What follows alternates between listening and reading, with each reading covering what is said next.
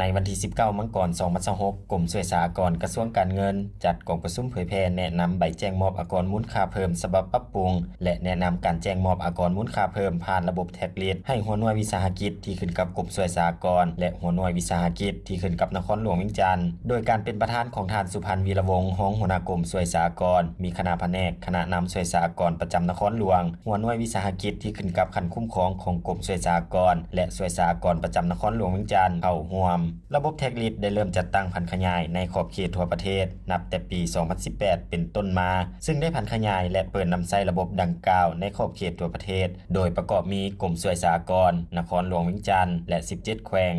148เมืองรวม3นครและ6เขตเศรษฐกิจพิเศษโดยอิงใส่สภาพเงื่อนไขในปัจจุบันเป็นต้นการปรับปรุงกฎหมายโดยเฉพาะแม่นกฎหมายอากรมูลค่าเพิ่มฉบับปรับปรุงเลขที่ 60/สพสเชื่อมต่อข้อมูลจากระบบภาษีเพื่อเชื่อมต่อกับข้อมูลใบเก็บเงินอิเล็กทรอนิกส์เข้าในระบบแท็กลิสจึงเฮ็ดให้มีการปรับปรุงกลไกการแจ้งให้มีความสะดวกขึ้นกว่าเก่ามีการยกระดับระบบให้สามารถเชื่อมต่อระบบต่างๆจากทางภายนอกและทั้งกรมกองภายในกระทรวงการเงินเพื่อดึงข้อมูลเข้าไปแจ้งล่วงหน้าให้หัวหน่วยวิสาหกิจเพื่อจะช่วยให้วิสาหกิจสามารถปฏิบัติพันธะได้ถูกต้องและง่ายดายขึ้นให้มีความสอดคล้องตามที่กฎหมายได้กำหนดจากสภาพการปรับปรุงเปลี่ยนแปลงจึงจัดกองประชุมเผยแพร่ในครั้งนี้และถือเป็นโอกาสดีให้บรรดาผู้แจ้งมอบอากรมูลค่าเพิ่มทบทวนคืนและนำเสนอปัญหาต่างๆใส่กับการนำใช้ตัวจริงรวมถึงการเรียนรู้เอาบทเรียนอันใหม่เพื่อให้สามารถจัดตั้งปฏิบัติเวียกงานการแจ้งอากรมูลค่าเพิ่มให้มีประสิทธิผลดีขึ้นโอกาสนี้ท่านสุพันธ์วีระวงศ์รองหัวหน้ากรมช่วยสหกรณ์มีคำเห็นสมเสยบรรดาคณะรับผิดชอบบรรดานักวิทยากรที่ได้เสียสละเวลาเข้าร่วมและท่านยังได้ตีราคาสูงความเอาใจใส่